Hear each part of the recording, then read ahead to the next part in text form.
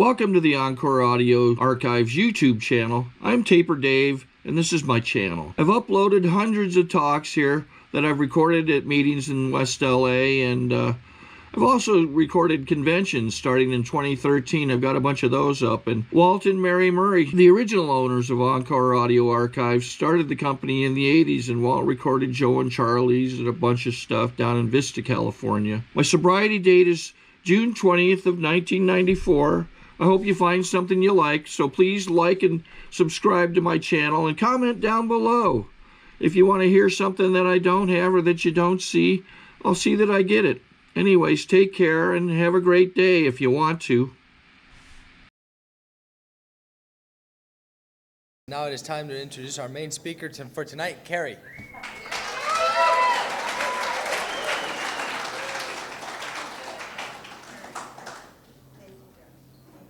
Hi everybody, my name is Carrie White and I'm a recovering alcoholic.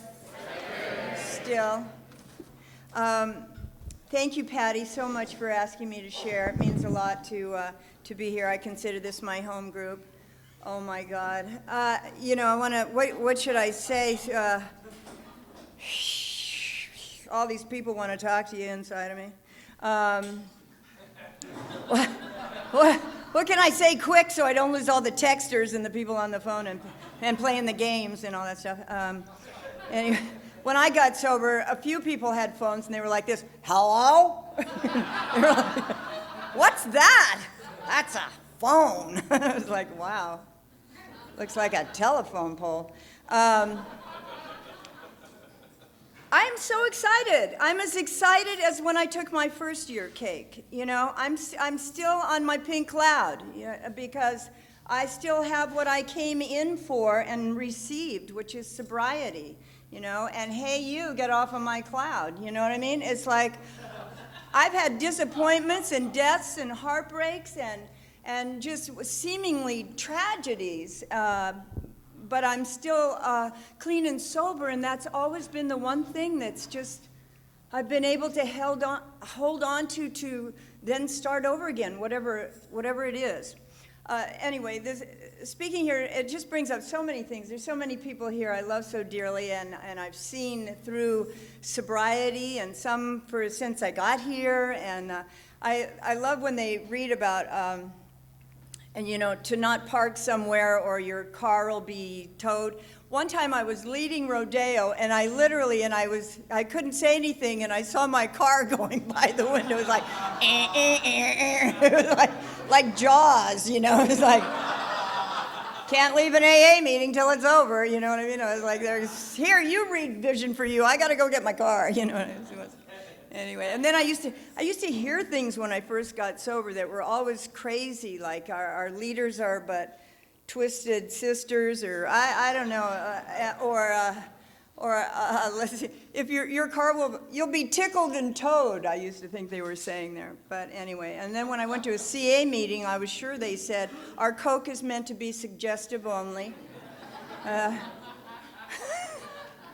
But then you can go to a late night meeting, you know, in LA, and they'll say, rarely have we seen a purple whale, and everybody howls and laughs, and it's like, you know, that's the great thing about AA. It's never not been enough for me in 27 years. And I get my excitement, and I get my regeneration, and I get my enthusiasm, and I get my life through coming to meetings. In 27 years, the one thing I've ever heard of people who go out that are, you know, lucky enough to get back here is that they stop going to meetings. So it's inconvenient after 27 years, let alone sponsoring or whatever, you know what I mean? I need to be on Facebook doing some serious stuff. I'm just kidding. You know, thank God this program insists that we have a sponsor, which is a guide, like a coach, you know, the best tennis player, the greatest pianist, the, you know, ballerina, whatever. Everybody has a coach, no matter how long, you know, and keep practicing. I love where it says, we practice these principles in all our affairs. I thought, oh, good, we're having affairs. That's what I thought. I like this program. I still don't know what a butt-trusted servant is, though. I don't. corner over here? Anybody know? Okay.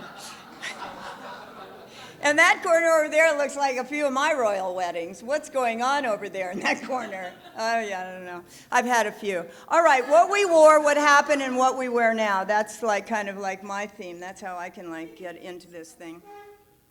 But like I say, before I even begin, I want to tell you how much I love Alcoholics Anonymous. And I think that's part of the requirement.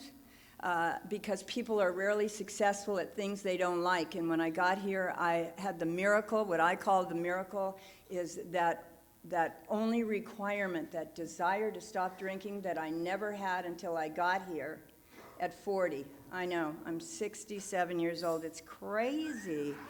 But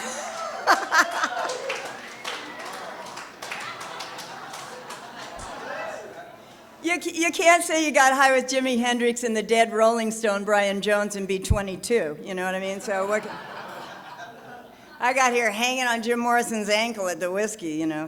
One more Black Russian, please, and this guy's cute, you know. But I've made friends with my history, my life, and my driver's license and the numbers that it says on it, so.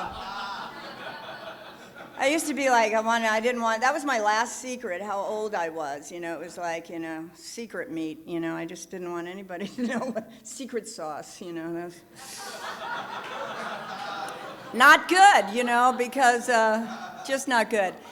It kept me out of being who I am and really like right-sized with myself. You know, it's like I didn't come here to have a bad time, number one. And I think the most important thing that you get here is you find yourself. And you learn how to own whoever you are. You're the treasure that you're going to find here in Alcoholics Anonymous. You know, that's the exciting thing. And we all have talents and we all have dreams and we come in with they're all so broken and, you know, we get put together like Humpty Dumpty. You know, one meeting is one Band-Aid, one smile, one phone call, one something, and all just keeps putting us together. And thank God we can't remember everything all at the same time, all at once, when we come here. I did what? Oh, God, then we're just nobody to stay. Okay, so I'm an only child. I grew up with a divorced alcoholic mother that I rarely ran into. I thought it was perfect. And, you know, and at 2, I started sipping drinks off that coffee table that never had coffee on it. And my father left when I was like around that time, 2 or 3, and I started mixing drinks for my mother and her boyfriends. And it wasn't complicated. It was bourbon and 7-Up. It was warm. It was sweet. I started sipping those drinks when I'd carry the little trays over to them with their drinks. And by the time I was 6, I was mixing one for myself behind that little bamboo bar. And my mother who ended up marrying one of those guys. I was born on a little street called Burton Way down here. It was by Mr. Burton, built it. And it was called the Gateway to Beverley Hills. I never did see Beverly Hills, and I called it the Gateway to Hell. And so that's like right like where the Beverly Center is now, if anybody knows. And so she married this one guy, and he picked us up and moved us to this little town with new built homes and mustard fields, and it was called Pacoima. Isn't that odd? Now our first speaker talks about him going to Pacoima. So and that's a constant little thing here in Alcoholics Anonymous. We're always like, oh, that's my story. Or, oh, that's. So I was like a white girl that was trying to learn how to do that Pachuco hop and how they get their hair so high, you know. And you couldn't speak English, and I needed to speak Spanish. So what's our common problem? We both had a drink. That's how it is.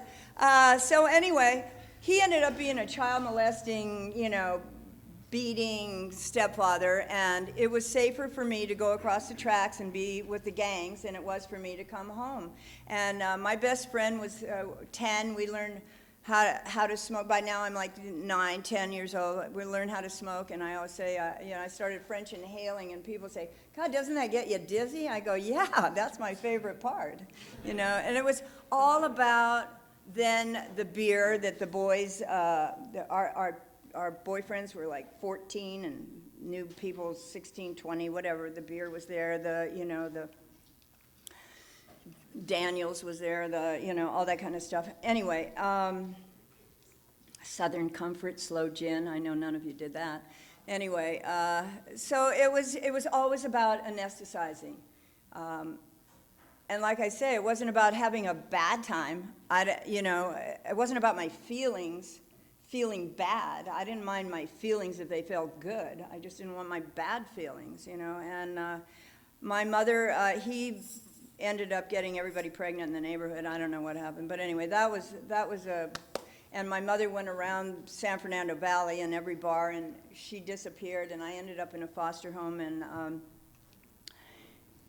and then 3 years after I was in this foster home and I had San Fernando down ready to rock it out at San Fernando High, my mother comes back, picks me up by the nape of my neck and says, we're moving back to Hollywood. And now here I am, the perfect Pachuco, and now I'm going to Hollywood High with my peg skirt and my back combed, my knives in my hair. I don't know what I was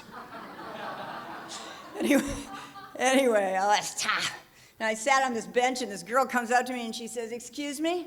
Are you a Delta? I said, no, I think I'm a Lutheran. Why? What's it to you? And she's like, you're on the Delta bench. And I thought, really? I didn't know what Greek letters were or whatever. Anyway, cut to Hollywood High. I found out what a Delta was and became one, of course. You know how we turn the resentment, into a positive.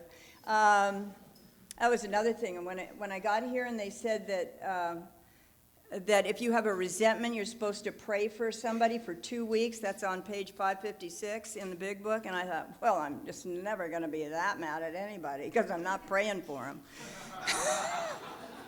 That's true. Let's get that straight. So anyway, so now I'm at Hollywood High, and I always say I met the Dreen sisters, Benzedrine, Dexedrine, and I started getting in with these girls with the fox sweaters and the vodka gimlets and their, Sunset Strip and cruising. And they had I went from like the low riders and Von Dutch painting people's cars to now I'm like in little T-birds with fox sweaters and whatever was going on. And it was just, I don't remember anything about school particularly or ever or anything except what I was doing, what music was playing, what I wore, and what I was drinking. And I never not had a drink or a cigarette in my hand all my life. My mother was an alcoholic. I knew it. She was just messy, and I never wanted to be with anybody but alcoholics, anybody that I'm like, are you going to, still sippers annoy me, okay? And now I am with my favorite people, drug addicts and alcoholics. We're just like, the lights are bright at this party though, aren't they? From Hollywood High, everybody was going off to college, and I had no idea what the word academic escaped my ears. I never even heard it. I left algebra because they wouldn't tell me what the X and the Y was. And so when all my friends said they were going to colleges, where am I going? I said, well, I don't know. Where are you going? I'll go where you go. You know what I mean? Like the chameleon, whatever. I can hang. Colorado, I never even heard of Colorado. And and they said, well, what was your GPA? What'd you get on your GPA? I'm like, I don't think I took GPA. I had no idea. And so somebody, thank you, we have spiritual awakening. Somebody miraculously asked me to model for them in beauty school. And I thought, oh, these people are great. They're all nuts flying around here, putting blue paste on people's hair, and it was just crazy. There was a beauty school on Hollywood Boulevard. Hollywood High was like right there. And I filed that. I was going to be an actress because that's what you do if you go to Hollywood High. It's kind of like an unsigned contract that you're, everybody's an actress there. And I thought, oh, this will be perfect. I could be a hairdresser, and then I could book out for auditions for my big career, and that I didn't have. And so I ended up going to beauty school, and there's no clock back there. Is there? Okay. And, you know, nobody wears a watch anymore. Why? They don't only do one thing. They tell time. They don't call and iron your clothes. And they don't take pictures and record the walk. And, you know, who needs a watch? What for? I never cared what time it was anyway. My idea of a good evening was a 6-day run. Somebody else could have a watch, you know what I mean? I think there's one in the car.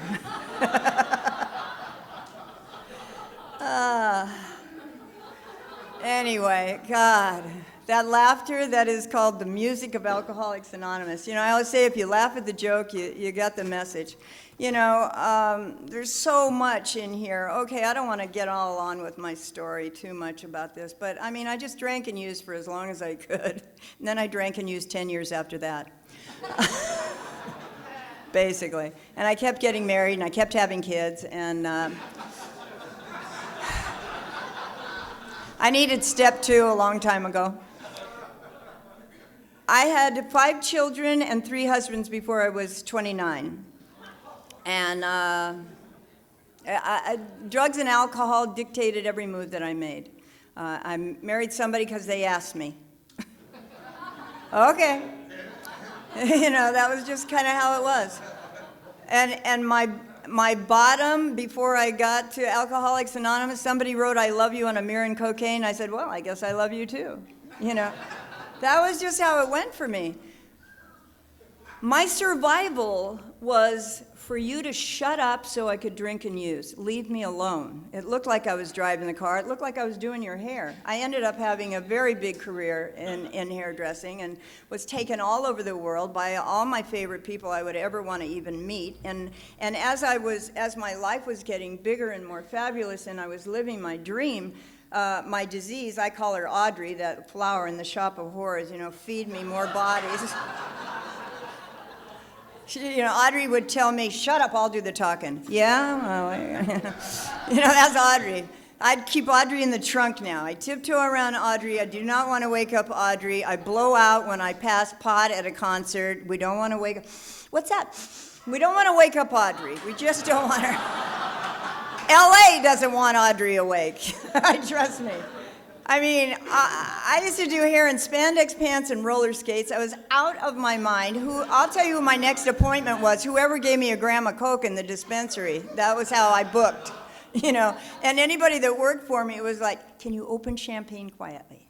You know, that was how it was. It was just, you know, I was losing my house, the mortgage on my house. I was losing everything. But I had my liquor credit thing was like, fine, you know, or what is that, Jim and Eddie's on La Cienega, I can't remember, whatever. John and Louie, whatever. Who cared? You know, and I love how we're so particular when we get here, you know. I had a sponsee one time that I hadn't seen in many, many years and moved away, and I couldn't remember her name, and she got so insulted. I'm like, you're in AA, okay? We're lucky our shoes match, and we know where we parked our car, you know. And what is this thing about firing somebody? That is so rude. Nobody's getting paid. What's my insurance plan? Oh, I fired my sponsor. Oh, well, whoop-de-doo for you, because guess what, newcomer? We don't want what you got. We're here to help you. You know what I mean? Fired my sponsor. That is so rude, you know? Or it's rude for a sponsor to say, I fired my baby. Really? That's not the only authority is a loving God. That's not how this works. But, you know, it's not a judgment center either, you know. We have no outside opinions, but we got a lot in here.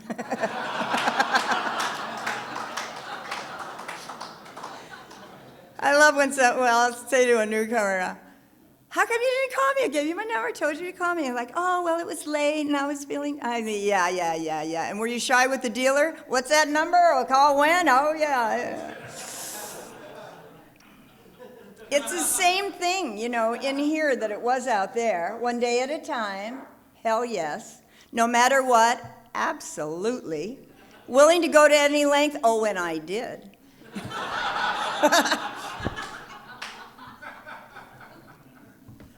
I'm never going back to that meeting. Some guy in there really hurt my feelings. I'm like, really? And if somebody like knocked you off your bar stool at a bar, did you get sober? Like, you picked up, that's okay, I got it, you know. Why'd you go out? Oh, my sponsor wasn't home. Really? And if the dealer wasn't home, you call another dealer. You know what I mean? It's like, this is not, you know, here's the bottom line. You stay here, it gets better. You go out, it gets worse. That's just how it is. It's not like you don't have to be a rocket scientist. And the way we sponsor and help people in here, this is the way I got it. I had 3 days of sobriety, and I was at Cedars, Sundowner or something, and my friend who 12-stepped me for 12 years, she said, Aloma, a lot of people, you know Loma. Aloma said, go talk to him, he's new. I said, Aloma, I have 3 days. She said, yeah, well, go talk to him, he has 3 minutes. And I got it. It's not that complicated. Everybody has a different way they stayed sober for 3 days, you know, and that's the thing. I mean, I didn't need a doctor to tell me how I was living was not a good idea. And I didn't care if a doctor told me how I was living. What did he know? That's like somebody who never smoked to tell you, you know, to not smoke, or they're going to help you not smoke. Really? Did you ever smoke? No. Like, who cares from that? But another drug addict telling me how they could wear shorts in the summer was fascinating, you know, because I was always drooling on myself at the Venice Methadone Clinic in some like robe, sniffling, freezing, you know, like, and I'd look across the street at the Rose Cafe and wonder, how do they wear shorts in the summer?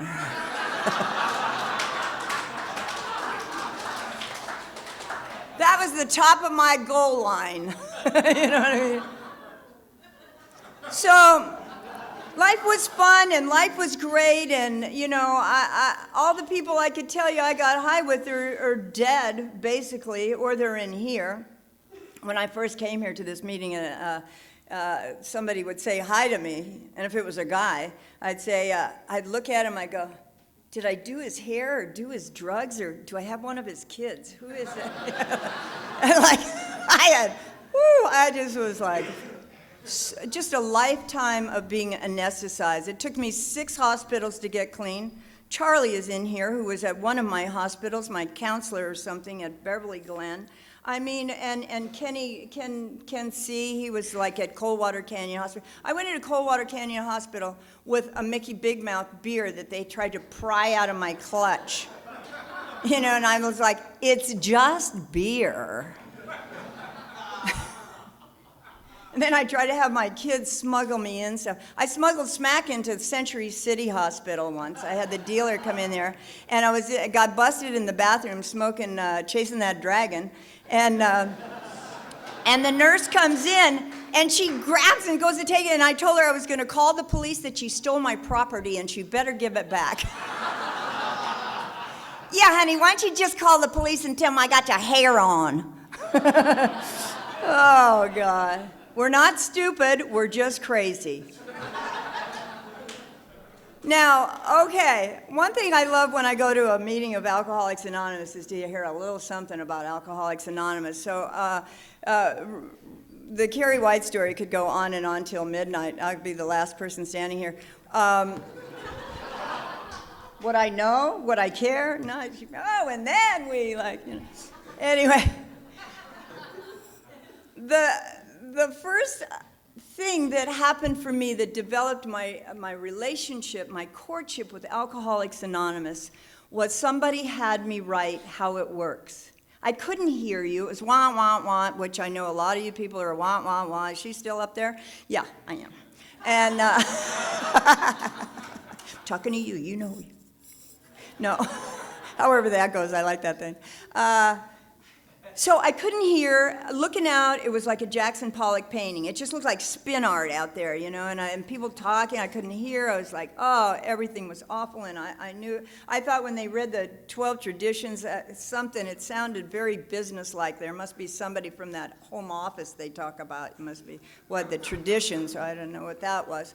And I could not hear anything past how it works, you know, and it was all, again, some people very dramatically, like it's Shakespeare and whatever, and I was like, ugh, you know, I didn't know what it was. So after my 6th hospital, and I used waiting for a ride because I had 20 minutes, and of course I knew a dealer everywhere, and so I got to the friendly house, and they were like, I thought you just got out of a hospital. And I'm like, ooh, it must have been that last Darbyset, you know, because now here I am at the friendly house, like I had never been into a hospital at all, and I'm kicking just as bad as ever. My spine is sticking out bigger than my butt. My teeth that are left in my head look like they were made out of wood, and I had 6 greasy hairs, like, you know, sprouting out the back. And I think I'm slick, and when Aloma wants to take me, I'm like, do I need to plug in my electric rollers? Well, I need to, like, who's there?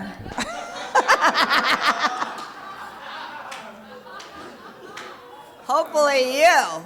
You know? Oh, God. This isn't a dating center. I know it seems like it, but I like to pass this one on from my sponsor. Don't network in the nut house. Anyway. Of course we do. Who else would I be with? Who else would be with me?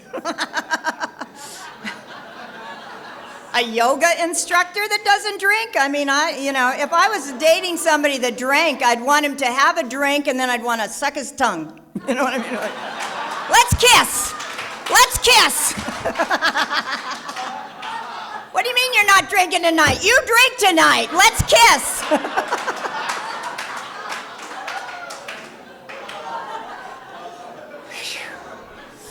Anyway, oh God, that reminds me of another. So when I got sober, I know I'm all over the place, but who cares? Who isn't? When I got sober with the Friendly House, we let us go out for meetings, and eventually we got to go out to restaurants. And you know, I'm still so determined to be high. You know, all the time I want to be high. I don't throw that coffee away at night. I want to have it in the morning. I figured the metal, the more chemicals. That's the coffee I wanted in the morning. You know, I mean, honest to God. And then we'd go to Chinese restaurants. There'd be 3 of us. We'd go to this Chinese restaurant. What just happened to me, I was thinking about the 3 of us. You know, they say that out of 3, that 1 will stay, 1 will go out and hopefully come back, and 1 will die. That's how it was the ratio. I thought, well, I don't care what the numbers are. I'm staying. But anyway, so we went out. It was Bonnie and this friend of ours and whatever. And we would just eat spoonfuls of that wasabi hot mustard, you know, and then we'd laugh because our eyeballs would blow out and tear, and we're like, this is as good as Coke, isn't it? we just like, oh, another one, your turn. We'd pass and we'd watch the next person like blow up, their head would blow up, and I would just, like that thing, Ask Carl, and you poke his eye and he go, whatever. Anyway, okay, where were we? Oh, well. Oh, how it works, yes. Okay.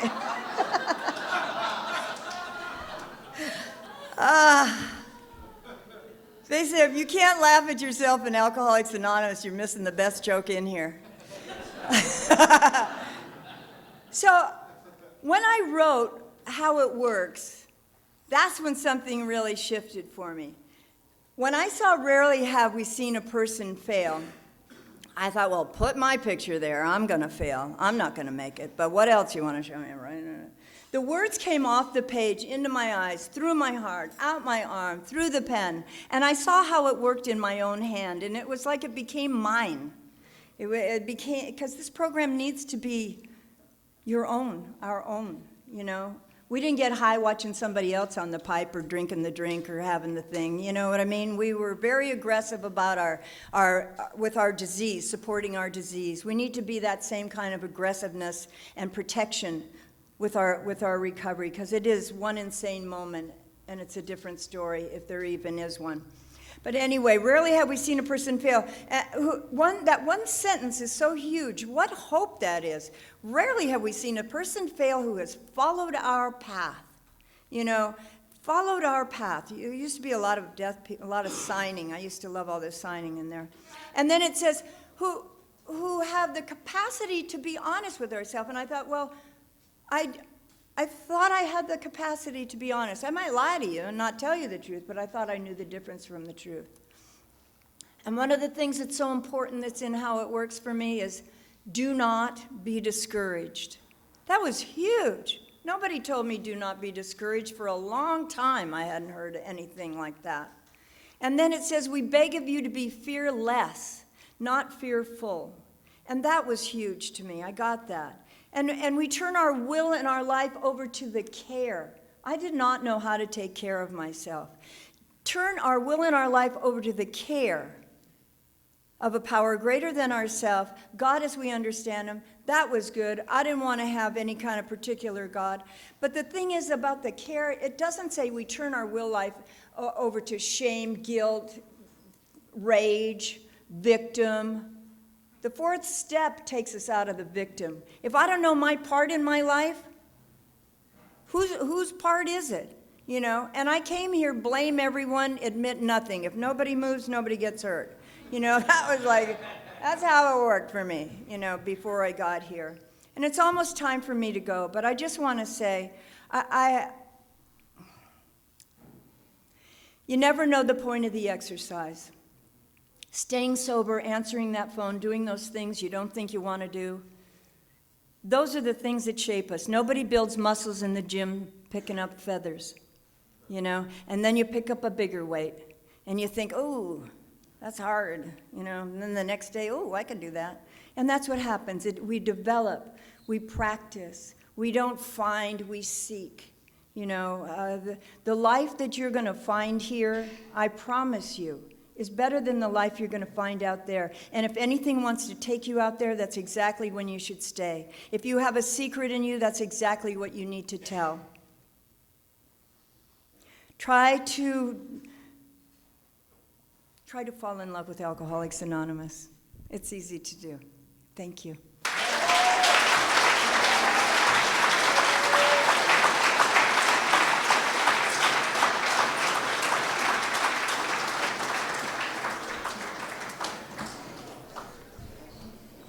Sorry to interrupt your viewing. Taper Dave here. Just wanted to take a second to ask you to like and subscribe to my channel. And let me know if you like what you're listening. I've got some very good talks here, and this one's a great one. Just curious, do you think this is better than Zoom? Tell me what you think. Okay, this is how I prepare my drone for launching. I like to do it inside the cab of my truck so I'm not standing outside in the weather. To install the joysticks for control, up and down, right and left, powered on. I have an Android phone that I use to connect it to the drone with. And it's actually controlled through the iPhone, through an app. Oops, wrong way. It's actually controlled through the iPhone, or through this Android phone, through the app. It's actually controlled through the Android phone, through an app, and you connect it through this short connection right here.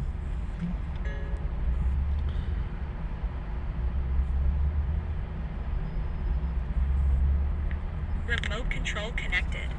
Remote control's connected. So I pull out the drone. I have to extend the legs. Long legs extended first, then the short legs. Remove the gimbal protector. Set that aside, then power it on one short burst, then one long burst. I lay it down. So I have to go to calibrate.